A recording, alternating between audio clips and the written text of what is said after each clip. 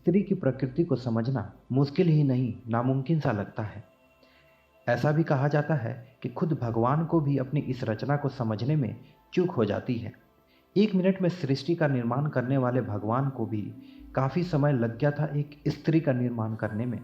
भगवान को स्त्री की रचना करते हुए 6 दिन बीत चुके थे, फिर भी रचना अभी अधूरी थी। यह देख देवदूतों ने भगवान से पूछा कि हे भगवान, स्त्री की रचना करने में आपको इतना समय क्यों लग रहा है?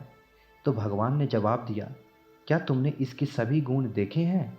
यह मेरी वो रचना है जो हर हालत में रहेगी, चाहे परिस्थिति कैसी भी हो।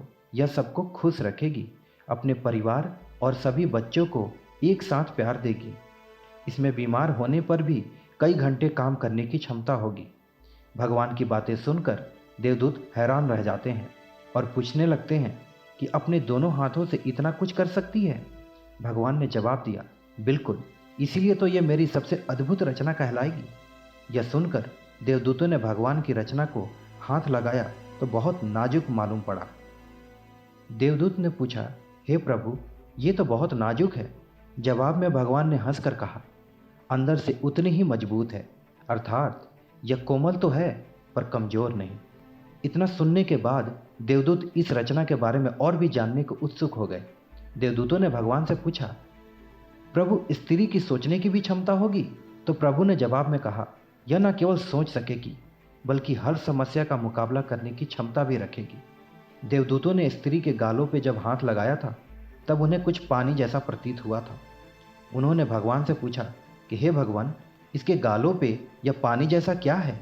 तो भगवान ने जवाब दिया, ये आंसू है। जो बात सुनकर देवदूत हैरान रह गए और इसके जवाब में भगवान ने कहा, ये जब कमज़ोर पड़ने लगेगी तो ये अपनी सारी पीड़ा आंसुओं के साथ बहा देगी और फिर से मजबूत बन जाएगी।